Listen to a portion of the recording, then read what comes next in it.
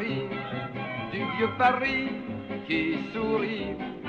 Parce qu'il faut avoir de l'imagination pour faire venir les clients dans les boutiques. Il faut inventer. Là, ils ont inventé quelque chose, ces antiquaires.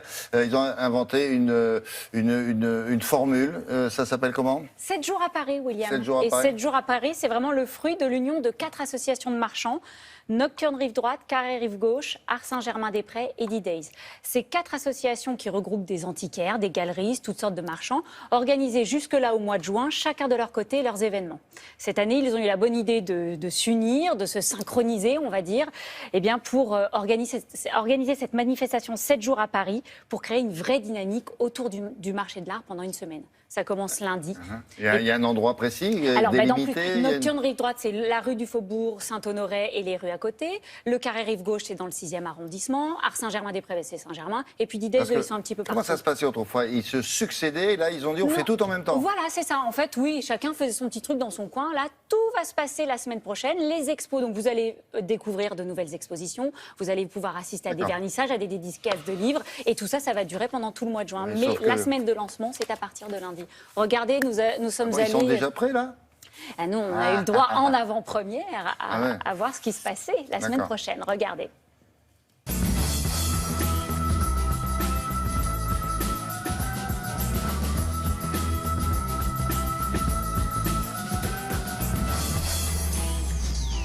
Les galeries font un vrai effort de se synchroniser toutes pour présenter leur vernissage au même moment.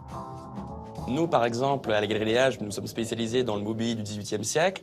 Nous aurons le plaisir de présenter un carrosse d'enfants, réalisé vers 1770, probablement pour la famille royale d'Espagne. Les collectionneurs et visiteurs pourront voir à l'occasion de la Nocturne Rive Droite cette grande diversité de spécialités. Par exemple, en allant à la Galerie Macassar France, on pourra voir des céramiques assez exceptionnelles réalisées par Fernand Léger. Là, on a de l'art moderne assez unique. C'est un travail qu'il a fait très peu. En réalité, c'est lorsqu'il est revenu des États-Unis, où il a découvert justement toute la notion de la céramique, qu'il a recommencé à s'y intéresser avec un de ses élèves qui était, lui, céramiste de formation. Il y a aussi un nouvel arrivant dans le quartier, qui est Kamel Menour, qui s'installe avenue Matignon et qui présentera son artiste Wang Yangping, qui expose notamment en ce moment à Monumenta au Grand Palais.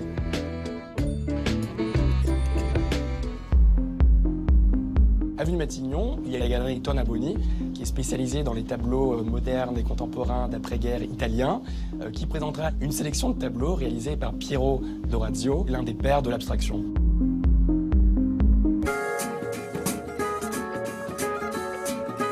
Ici, on est dans le cœur du Carré gauche et chaque antiquaire et galerie d'art, de l'archéologie jusqu'à la création contemporaine, mettra à l'honneur la femme.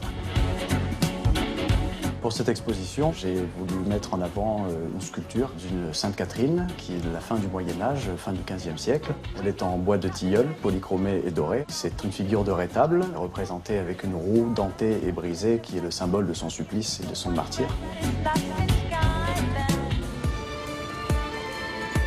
Gabrielle Laroche a choisi de mettre une artiste contemporaine en avant, Yoshiko Miyashita, une artiste japonaise qui a fait cette sculpture en marbre noir de Belgique. Et c'est une sculpture qui se rapproche de la tendance surréaliste.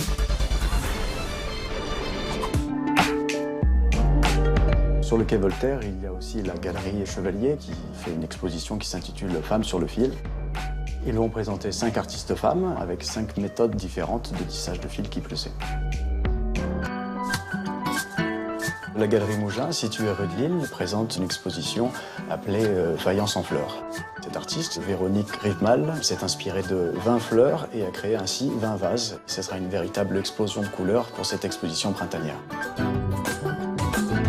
7 jours à Paris est une formidable occasion et opportunité pour les amateurs d'art et les collectionneurs de venir découvrir tout l'éclectisme du marché de l'art que nous pouvons trouver dans la ville lumière qu'est Paris. Ça fait une surface assez importante. Et puis il y a un peu plus de 400 marchands, donc c'est beaucoup de marchands. Mention spéciale pour le président d'Art Saint-Germain-des-Prés, Jean-Pierre Arnoux, qui organise pour la première fois cette année un partenariat avec l'UNICEF. C'est-à-dire que chaque galeriste propose à son client de verser une partie du montant de ses achats à l'UNICEF. D'accord. Voilà. Bon, merci beaucoup, bravo, au revoir.